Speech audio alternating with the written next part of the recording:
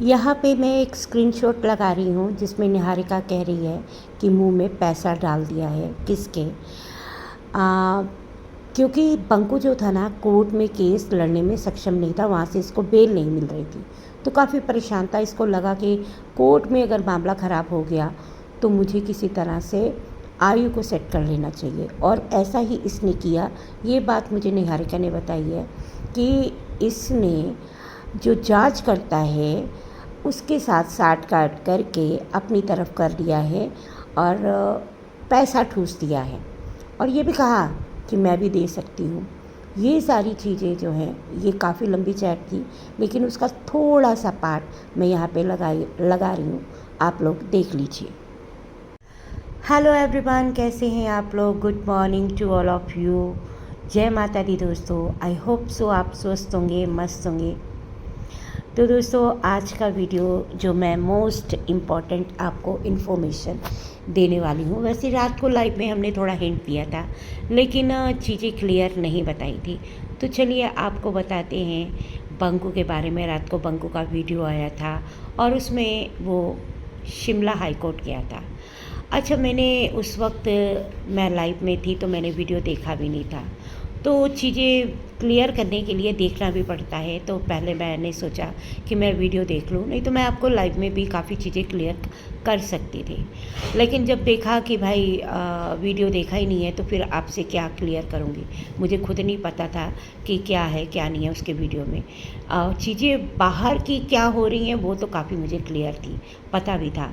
लेकिन अभी बंकू क्या दिखा रहा है वो मैंने बाद में देखा। चलिए इसी पे बात करते हैं कि बंकू आखिर हाई कोर्ट क्यों गया, जो कि छुपता छुपाता भागता हुआ कभी कश्मीर, कभी कहीं अपने वकील के साथ कहाँ कहाँ धक्के खा रहा था अपने दोस्तों के साथ, क्योंकि बेल हो नहीं पा रही थी। बंदा परेशान था। बेल क्यों नहीं हो पा रही थी, मैंने कल कुछ चैट लगाई थी, और बाकी चैट पूरी तो नहीं मैंने लगाई है, थोड़ा सा थंबनेल पे हिंट दिया था। बाकी थोड़ी सी आज मैं चैट लगाऊंगी भी, आप लोग देखना। जब मेरी निहारिका से बात हुई थी तो यही बातें वो मुझसे पूछ रही थी कि चार्जशीट कब कटेगी, कैसे कटेगी। तो मैंने बताया कि 90 दिन के अंदर जो है चार्जशीट कटती है। जो आयु है उसको ये सारी डिटेल जो मिलती है, इन्वेस्टिगेशन करता है, जब जांच करता है, जब जांच पूरी हो जाती है तो या तो चार्जशीट कटती है या एफआईआर लगती है। एफआईआर लगी तो भाई जिसने क्राइम किया है वो बच गया, क्योंकि उसने हरी झंडी दे दी। लेकिन अगर चार्जशीट कटी तो केस आपके पाले में आ गया, जैसा आप चाहते थे वैसा हो गया। तो इसके लिए मजबूत एविडेंस देने होंगे, आपके पास एक मजबूत वकील भी होना चाहिए। तो निहारिका कहने लगी कि वकील तो काफ़ी मजबूत है, इससे अच्छा क्या वकील होगा जो अभी तक इसकी जमानत नहीं होने दे रहा।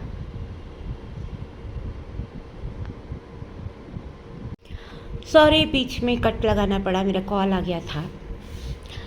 तो क्या है ना कि निहारिका जो है वो मुझे कहने लगी कि इससे अच्छा वकील क्या होगा जो अभी तक इसकी बेल नहीं होने दे रहा। मैंने कहा गुड। उसके बाद निहारिका ने एक और बात कही जो कि मेरे लिए तो चौंकाने वाली नहीं थी, क्योंकि अक्सर ऐसा होता है कि अपराधी जो हैं वो इस तरह के काम करते हैं ताकि वो बच सके अपराध से। तो निहारिका ने कहा कि भाई मुझे लगता है इसने आयु को ख़रीद लिया है और पैसे दे के ये बचने की कोशिश कर रहा है, क्योंकि मुझे कुछ अजीब लग रहा है आयु की बातों से। तो समझ में आ जाती है कि जो लोग भी कंप्लेंट करते हैं ना, जो लोग कभी थाने कोर्ट कचहरी गए हैं, उनको अच्छी तरह से समझ में आएगी कि अभी आप जा रहे हो तो आपकी बड़ी अच्छी तरह से सुनवाई हो रही है, आपसे बहुत अच्छी तरह से ट्रीट किया जा रहा है कि आप विक्टिम हो, आपके साथ गलत हुआ। लेकिन अगली बार आप जाओगे तो उनके चेहरे बदले हुए हैं, वो आपको एंटरटेन नहीं करेंगे, वो आपको ही कोशिश करेंगे कि आपने झूठ बोला है, आप किसी को फंसाना चाहते हो। इस तरह की बातें जब करें तो समझ लेना कि मामला गड़बड़ है। कुछ इसी तरह की फीलिंग निहारिका को भी आ रही थी, और उसने कहा कोई बात नहीं, ऊपर वाला देखेगा। और ये भी कहा कि अगर ये खरीद सकता है तो हम भी ये सब करेंगे। इस तरह की भी बातें करी। चलिए जी, अब हम आते हैं मेन मुद्दे पे, हाई कोर्ट के। पंकु कल हाई कोर्ट पहुंचा हुआ था और पंकु ने लास्ट व्लॉग में आपको लगा ही होगा कि वो कह रहा था बैक टू बैक अब वीडियोस आएंगे। अब उसकी बहन के भी आ रहे हैं जैसे, और बैक टू बैक वीडियो आएंगे। और वो खुश भी था कि चीज़ें सारी ख़त्म हो गई हैं। बाकी तबेले पे भी खुशियाँ मनाई गई कि हाँ भाई ख़त्म हो गया केस, ख़त्म हो गया केस, ख़त्म हो गया। क्योंकि केस ख़त्म हो गया है वाली बात तो है ही नहीं, अभी तो शुरू भी नहीं हुआ। एक बंदी ने एफआईआर करवाई, चीज़ों को समझिए, एफआईआर करवाई तो वो एफआईआर ऐसी है कि उसमें आर का केस शामिल है, ठीक है ना। तो ऐसे कामों में अक्सर क्या होता है, आपकी तुरंत गिरफ्तारी होती है। लेकिन अपनी गिरफ्तारी को टालने के लिए बंदा कहाँ पहुँचा, कोर्ट में। तो इनको जो बेल होती है ना, वो कभी थाने पे नहीं मिलती, वो कोर्ट में ही आपको अप्लाई करनी पड़ती है, एप्लीकेशन देनी पड़ती है। तो ये कोर्ट में पहुंच गया, कोर्ट में गया, फिर इसको लगा कि पहली बार में ही बेल हो जाएगी, वो नहीं होने दी निहारिका ने। तो फिर इसकी बेल जो है वो काफ़ी एफर्ट के बाद हुई, वो आपको पता है, उसमें मुझे रिपीट करने की कोई ज़रूरत नहीं है। अब क्या था ना कि भाई इसकी जो है बेल हो गई और अब इसने अपनी जो वीडियो आई थी उसमें साफ कहा कि अब ठीक है, अब सब कुछ सही हो रहा है। इशारों में कहा कि आने वाले समय में कुछ ऐसे होने वाले हैं, लाइफ के ऊपर कुछ ये डिसीज़न लेने वाला है। हमेशा ये कहता है कि मेरे से गलतियाँ हुई, अब ठीक हो गया। और कभी कहता है उस वीडियो में जो लास्ट जो पहले इसने बनाई थी जमानत के बाद, जो बेल होने के बाद, उसमें कहा था कि सब झूठ है, कोई गलती नहीं हुई, ये सब झूठ बोल रहे हैं। तो झूठ तो हम नहीं बोल रहे थे, क्योंकि ये सारी चीज़ें इसने अपने मुंह से अपने जो सपोर्टर चैनल है वहाँ जाके एक्सेप्ट भी करी है, वो लोग भी इसी तरह की बातें कर रहे थे। मतलब ये पब्लिक को समझते हैं कि पब्लिक बेवकूफ़ है, जब ये कहेंगे कि ये सारी चीज़ें इनके साथ हो रही हैं तो पब्लिक मान लेगी, जब ये कहेंगे कि ऐसा कुछ हुआ ही नहीं तो पब्लिक मान लेगी। तो पब्लिक बेवकूफ़ नहीं है, क्योंकि पहले पब्लिक को बताया गया और फिर ये कहना कि ऐसा तो कुछ हुआ ही नहीं है, ये सब झूठ है, तो पब्लिक समझती है इन बातों को। अब क्या है ना कि भाई ये खुश तो था, अब हमें ये लग रहा था कि अभी तो केस शुरू हुआ नहीं है, ये बड़ा खुश हो रहा है। अच्छा, मेरी भी डिस्कशन हुई, आपको पता ही है एडवोकेट गौरी से भी मेरी डिस्कशन होती रहती है, और भी एक वकील साहब हैं उनसे भी हुई मेरी डिस्कशन। अब मामला ये है कि गौरी ने ये कहा था कि ऐसे केस आप वापस नहीं ले सकते आसानी से, इसमें काफ़ी दिक्कत होती है। दिक्कत कुछ इस तरह की होती है कि आपका लोअर कोर्ट में तो ये मामला सॉल्व हो नहीं सकता, फिर अगर आप में कॉम्प्रोमाइज़ हो जाता है तो आपको हाई कोर्ट जाना पड़ता है। ये सारी बातें मुझे गौरी ने बताई। अब यहाँ पे एक चीज़ आपको बताऊँ कि आपको होगी कि क्या निहारिका से इसकी सुलह हो गई। तो पहले तो एक चीज़ मैं आपको पॉइंट आउट कर दूँ कि ये जो है निहारिका को काफ़ी परेशान कर रहा था, उसको ब्लॉक भी करा हुआ था। जो 14 पन्ने का आया था ना केस की ऑर्डर कॉपी, उसमें साफ लिखा हुआ था कि 26 तारीख को स्कूटी लेके पीछे गया, उसको धमकाया, धमकियाँ दी, इस तरह की सारी बातें लिखी हुई थी। कौन सी डेट को उसके घर गया, ये ज़बरदस्ती करी, ये सब चीज़ें करी, एक एक डेट मेंशन थी, कुछ 2, 5 ऐसे करके, 2, 3, 5 ऐसे करके डेट भी मेंशन थी। इनकी जो फॉरेंसिक जांच के लिए इनके कपड़े वपड़े भी गए, जिनमें वो निक्कर वक्कर सारी चीज़ें थी, हर एक चीज़ पॉइंट टू पॉइंट लिखी हुई थी। और वो 14 पन्नों का जो केस है वो था, वो तो आप ऑनलाइन जाके भी देख सकते हो, ई कोर्ट से आप आराम से देख सकते हो। फिर भी बंदा कह रहा है कि ये लोग झूठ बोल रहे हैं। चलिए, कोई चोर नहीं कहता कि मैंने चोरी की है। अब बात ये है कि इसको लग रहा था कि मुझे पहली बार में ही बेल मिल जाएगी, ये भागा तो हुआ था, इसको लग रहा था कि वो है ना कि साला झुकेगा नहीं, तो इसको यही था कि मैं तो झुकूंगा नहीं। लेकिन जब 3-4 बार बेल रिजेक्ट हो गई, यानी कि ऑब्जेक्शन पे ऑब्जेक्शन लग रही थी और निहारिका का सिक्का चल रहा था, तो भाई इसको लगा कि भाई अब जो है ना अपनी ये ईगो वाली छवि से बाहर निकलना चाहिए। अब निकलना चाहिए, नहीं तो फिर तो बाबू 6 महीने साल के लिए अंदर जाना पड़ेगा। एसी की हवा तो मिलेगी नहीं, गर्मी में मरना पड़ेगा। ये जो बालों में हेयर ड्रायर लगाता है ना, वो सब कैसे होगा, और बाल कलर कैसे होंगे, सफ़ेदी नज़र आ जाए या कुछ भी है ना। तो जेल में वो वाली बात तो रहेगी नहीं। कैसे दिन कटेंगे, कैसे व्लॉग बनेंगे, और ठप्पा अलग लग जाएगा जेल का। अब इसको लगा मरता क्या ना करता, पैरों में गिर जाओ। बस गिर गया पैरों में, और बस माफ़ियाँ गिड़गड़ा के। तो वो सारी चीज़ जब निहारिका को पता चली कि अब ये माफ़ी मांगने को तैयार है। यहाँ मैं एक चीज़ बताऊँगी, निहारिका की भी बहुत बड़ी गलती है। अगर उसको लग रहा है कि किसी को दबाव बना के पुलिस प्रशासन का वो उससे शादी कर लेगी और उसका जीवन सुखमय हो जाएगा, तो वो बहुत बड़ी गलतफहमी में है। क्योंकि आने वाली जो मुसीबत है ना, उसको उसने खुद ही दावत दिया है। पहले तो 2-3 बार वो पुलिस स्टेशन इसको चढ़ा चुकी है, इस बार तो आर का केस ही लगा दिया। तो इसकी वैल्यू तो वैसे वो ज़ीरो कर चुकी है। अब सोचिए, जो बंदी शादी से पहले इस पे इतने सारे केस ठोक चुकी है, शादी के बाद इसकी क्या हालत करेगी।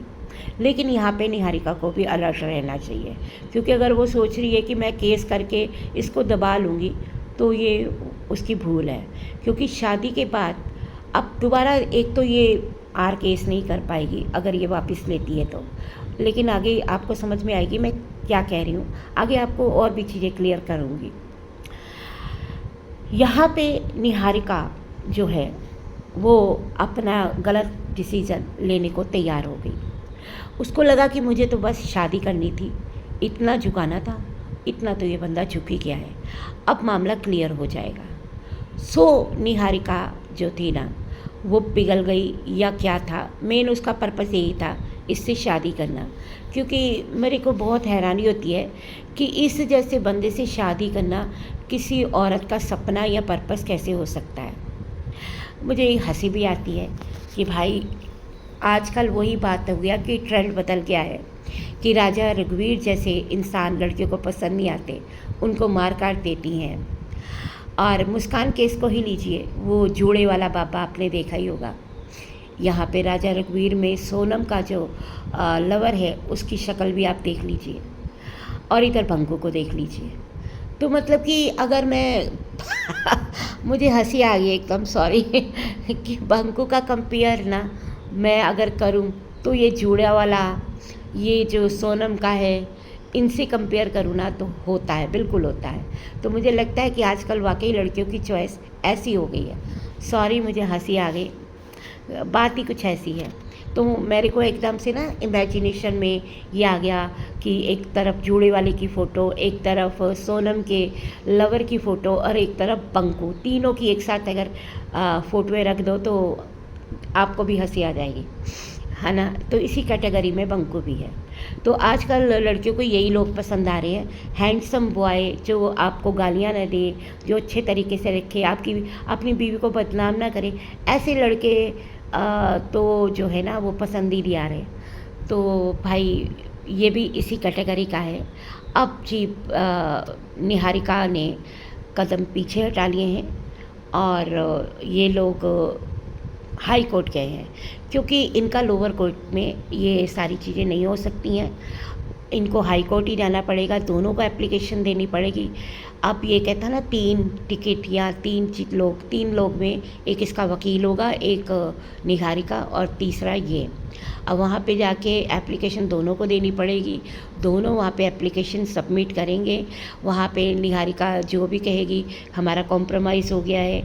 हाँ, उसने ये ज़रूर लिखवाया होगा कि तलाक के बाद ये मुझसे शादी करेगा, अगर नहीं करेगा तो फिर से ऐसी चीज़ें उसने लिखवाई होंगी।